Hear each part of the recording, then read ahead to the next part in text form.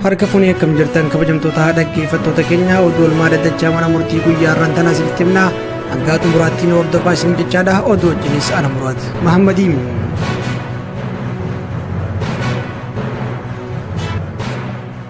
Gama bal'ina oduutti achi ca'uudhaan duratti yaal tokko matootti oduu isin dhageessisuudhaan kan jalqabnu ta'a.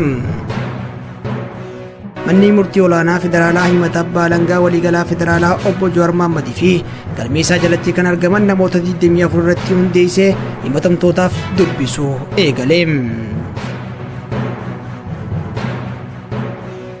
Abbaan alangaa waliigalaa mana murtiitti dhiyaatanii akka gaafataman Obbo Jawar mahammadfaan mana murtii gaafataniiti jiran.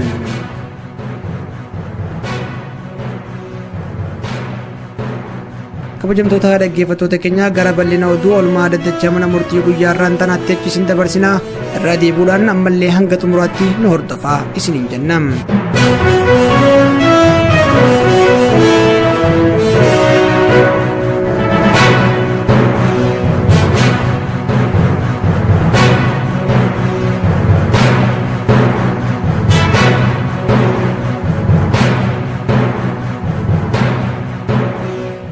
Manni murtii olaanaa federaalaa himata abbaa alangaa waliigalaa federaalaa Obbo Jawar fi galmee isaa jalatti kan argaman namoota 24 irratti hundeessee himatamtootaaf dubbisuu eegale. Obbo Jawar Obbo Baqalaa Garbaa, Hamzaa Adaanaa yookaan Hamzaa Boronaa fi Shamshaddiin Xaa uffata mana sirreessaa halluu keelloo qabu uffatanii mana murtiitti dhiyaataniiti jiran. Kana malees haguuggii afaanii fi funyaanii maaskii suuraa artist Haacaaluu Hundeessaa qabu godhataniiti turan.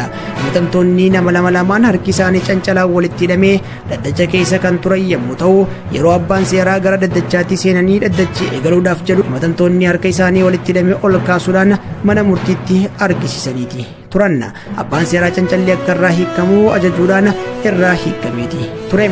Sababa himata galmeen biraa irratti banameef dhaddachaawwan lamaan darban irratti kan hin argamin qondaalli kaafaa'oo Obbo Dajanee Xaafaatis har'a mana murtiitti dhiyaataniiti turan.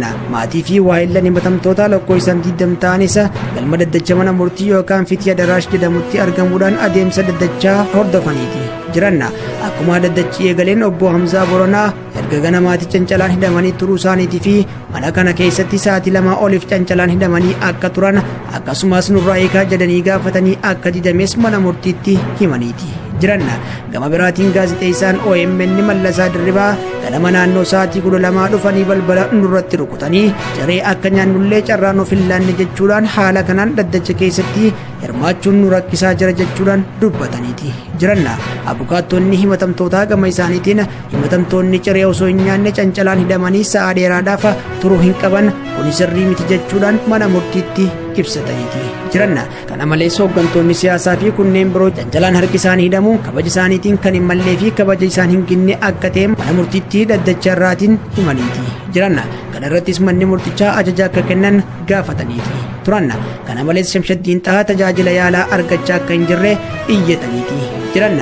Himatamaan 17ffaa ajajaa 50 yaalamu warqaa saffaa haati warra isaanii biyya alaa kan jiran ta'uu isaatiin bilbilaan akka qunnamaniif haalli akka mijaa'uuf abukaattaawwan himatamtoota gaafataniiti jiran.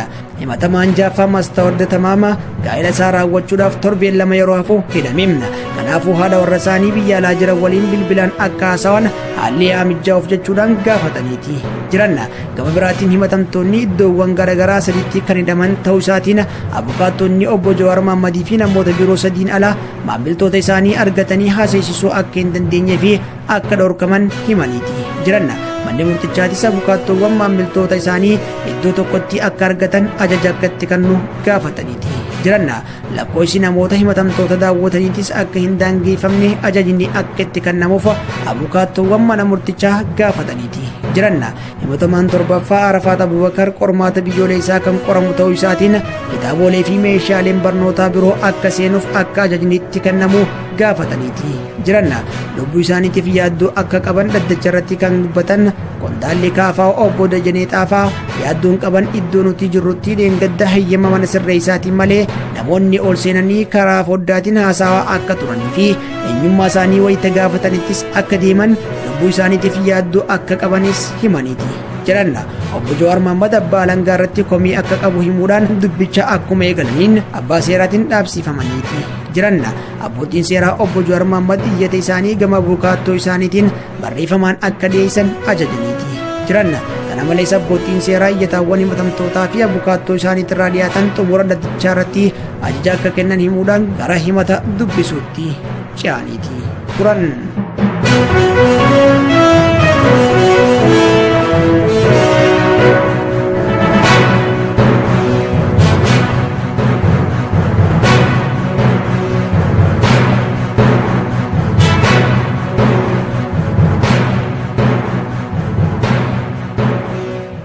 Abbaan alangaa waliigalaa mana murtiitti dhiyaatanii akka gaafataman obbo Jawar Mohammad mana murtii gaafataniiti jiran.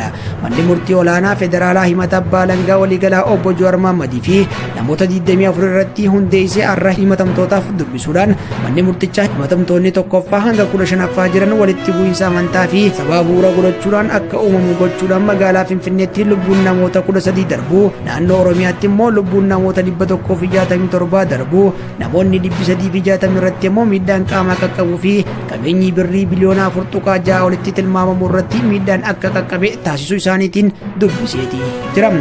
Kana malees meeshaalee waraanaa heeyyama seeraa hin qabne qabatanii argamuu fi yakka burjujjii teleekoomii dalaguu kanneen jedhanis dhimmoota qabiyyee himataa keessatti argamanidha.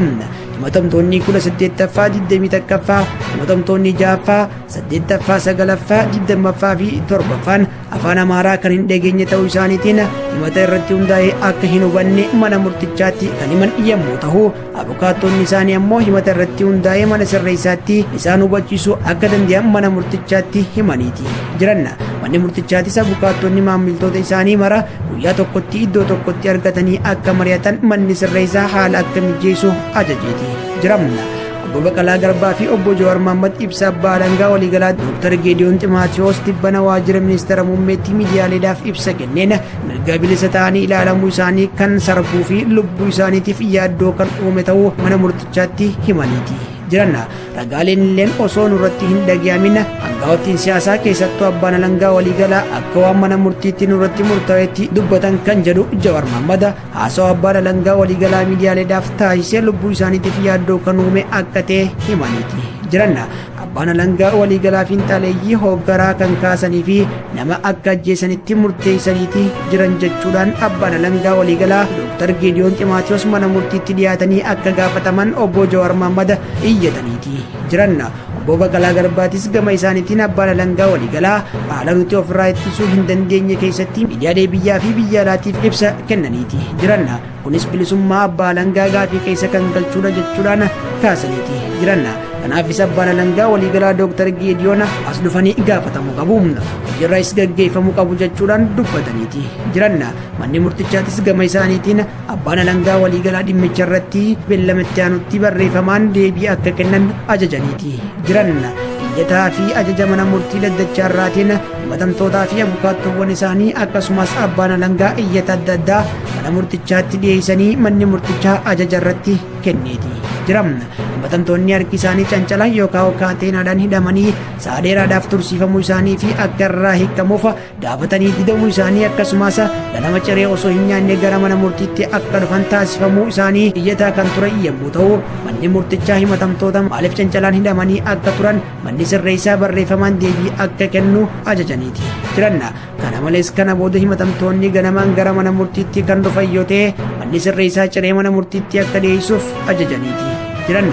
Abukaattoowwan himatamtootaa gaafii mirga Shamshaddiin Xahaa ayyaana irreechaa irratti argamuuf dhiyeessee akka raawwatamu ajajni nuuf haa kennamu kan jedhan. Kana malees himatamtootaaf uffanni aadaa akka seenuu fi ayyaanni irreechaa mana sirreessaa keessatti akka kabajamu nuuf haa ayyamamu kan jedhu gaafataniiti turan. Manni murtichaa gaafii Shamshaddiin Xahaa ayyaana irreechaa irratti argamee kabajuudhaaf dhiyeessee kan kuffisee yommuu ta'u, himatamtoonni garuu uffanni aadaa seenee fi haala ayyaana amantaa biroo ittiin kabajamaa tureen ayyaanni irreechaa mana sirreessaa keessatti akka kabajamu haalli akka mijaa'u ajajeeti jiran. Kana malees himatamtoonni maatii biyya alaatii qaban tajaajila bilbila dhuunfaa isaaniitiin akka argatan manni murtichaa ajajeeti jiran. Gama biraatiin abukaattoowwan himatamtootaa meeshaalee barreeffamaa kanneen akka kompiitaraa himatamtootaaf akka seenuu fi yaada isaanii akka kataban haa ajajamu kan jedhuu fi Shamshaddiin Xahaa reebichi wayita qabametti erga irratti raawwatameen booda gurri isaanii miidhamuu fi tajaajila yaalaa argachaa akka hin jirre abukaattoowwan himatamtootaa kan iyyatan yommuu ta'u, Shamshaddiin maaliif tajaajila yaalaa akka hin arganne manni sirreessaa akka ibsuu fi har'umarraa tajaajila yaalaa akka argatu manni murtichaa ajajeeti jira. Gama biraatiin iddoo ittiin tursiifamaa jiranitti yaaddoo nageenyaa akka qaban qondaaltonni kaafaa obbo Dajanee Xaafaa kan iyyatan yommuu ta'u, dhimma kanarrattis manni sirreessaa deebii barreeffamaan akka dhiyeessu manni murtichaa ajajeeti jira. Obbo Dajanee Xaafaa irratti kanaan dura himanni biraa banamee akka turee fi himanninis addaan cituusaa abbootiin seeraa dhaddacharraa irratti himaniiti jiran. Gama biraatiin abbaan alangaa Dajanee Guutamaa Dooktar Biraana Masqal Abbabaa fi Saggaa'ee Raggaasaa irratti waamichi gaazexaa akka bahu ajajni akka kennamuuf kan gaafatan yommuu ta'u, manni murtichaa waamicha gaazexaa akka taasifamu ajajeeti jira. Dhumarrattis himatamtoonni abukaattotaa ittisa himataa onkololeessa 23 bara 2013 gama kutaa reejistara mana murtichaatti akka dhiyeessanii fi abbaan alangaa immoo deebii isaa sadaasa 18 bara 2013 gama dhaddachaatti akka dhiyeessan manni murtichaa ajajuudhaan dhaddachi har'aa goolabameeti ture.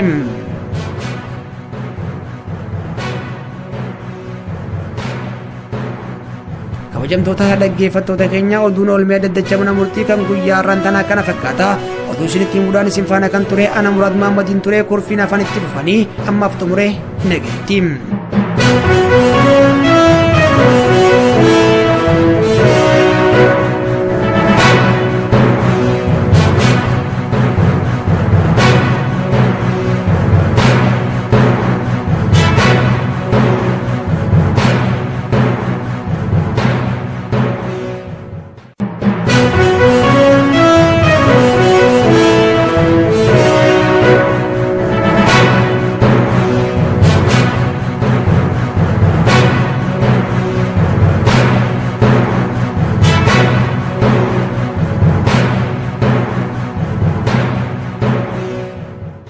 Harka fuunee akkam jirtan kabajamtoota dhaggeeffattoota keenya oduu olmaa dhaddachaa mana murtii guyyaa har'aan tanaa isinitti himna.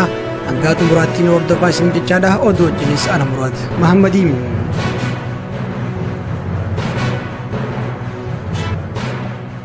Gama bal'ina oduutti achi ce'uudhaan duratti al tokko matootti oduu isin dhageessisuudhaan kan jalqabnu ta'a.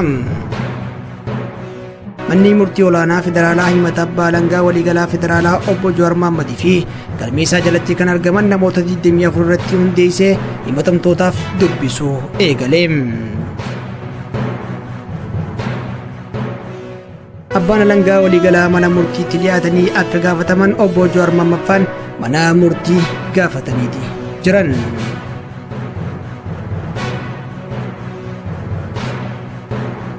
Kabajamtoota dhaggeeffattoota keenya gara bal'ina oduu olmaa dhaddachaa mana murtii guyyaa har'aan tanaatti achi isin dabarsinaa irraa deebuudhaan ammallee hanga xumuraatti nu hordofaa isiniin jennam.